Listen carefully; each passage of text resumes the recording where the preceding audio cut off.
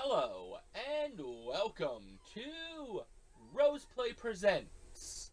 We're here on Roseplay Presents. Anything can happen outside of gaming, sometimes in gaming. Today, again, one of those things where we review the Google Stadia Connect E3 Conference. As always, we're your hosts, Aurian MoonRose and Saul Wildfire. Boy, that is a lot to get out. Google Stadia Connect. Also makes me think of the Xbox's Connect. Mm-hmm. But the reason why they decided to have a conference this year was because they decided they're going to throw their hands into the gaming universe. At first, people thought, oh, they're going to do a system. Not quite. What they decided to do was they're bringing a lot of games first to their Stadia. It's going to be like an app. Yeah. So like Hulu, Netflix, but as they've stated, it's not going to be like that, but I'm sure it's going to be something similar to that. But basically what you do is there's this free and there's this pro and founders edition. But here's the fun thing. The fun thing is that instead of like only playing it on the computer, you can play it on your phone, your tablet, your laptop, your PC.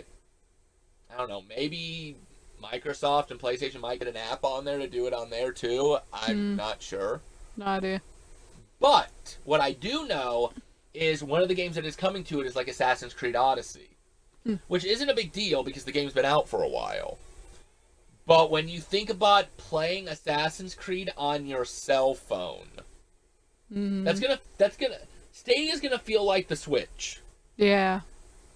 You can take it on the go. You can play it at home. So I think for the most part, that is what they're going for. Now, there was a lot of games that they did preview for it, but a lot of them's either already out or they were at other conferences. The only one I'm not sure about is the first game, which they announced that there's going to be a Baldur's Gate 3 finally. Which, if you're a fan of Baldur's Gate, you know that they did have a 3 at one point that got canceled. So, yay. I assume if this one does get played again, it might be at the PC Gamer Show. Yeah. And we might actually get gameplay. But it basically is like a Diablo-type game. They only showed a trailer, so we can only go off the trailer. They show this guy, like, deforming and breaking, which is cool. And then he turns into what I believe is just literally Cthulhu. Now, they are saying that it is exclusive to Stadia and Windows, but I'm not sure if that means that it's going to be on Windows as well, or you can only play it through Stadia on Windows. But either way, I'm personally looking forward to this because I played 1 and 2, and I'm a fan of Diablo-type games. Unfortunately, we didn't get much information. So, that's, like, all we can literally talk about. Now, the second game, however, the second game looks amazing. So, I'm going to go ahead and let her start on that one. Well, I mean, I haven't dabbled much into stealth-type games, but, I always thought that they were, like, really neat. And this one especially looks neat because you're like a little girl and you're going through, I don't know if it's classrooms or whatnot. It looks like a lot of classroom type things. School, but we don't know if that'll be the only setting. Yeah. Looked like there was quite a few. She was running outside at one point. But and then there's like these deformed creatures that you're running away from and words all over the walls and type stuff like that. But yeah, it reminded me a lot of Inside because there's a lot of stealth to it.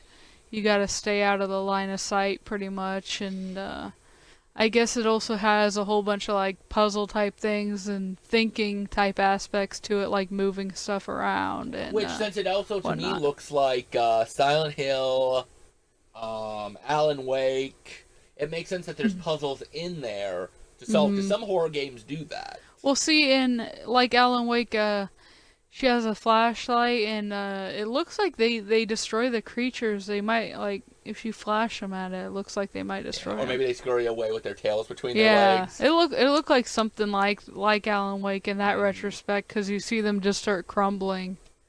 The graphics look way more animated, though. Like, it looks like, not like a cartoon per se, but like Jimmy Neutron graphics. If you've ever seen Jimmy Neutron, Yeah. the graphics kind of remind me of that. Mm-hmm. So it's kind of a kiddish, like, graphics setting, but the game looks anything far from, Yeah. kid.